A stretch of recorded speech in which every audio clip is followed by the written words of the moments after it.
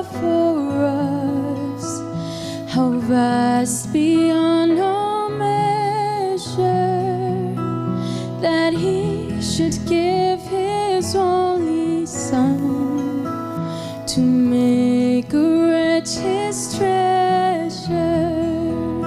How great the pain of searing loss! The Father turns His face away, as wounds which mar the chosen one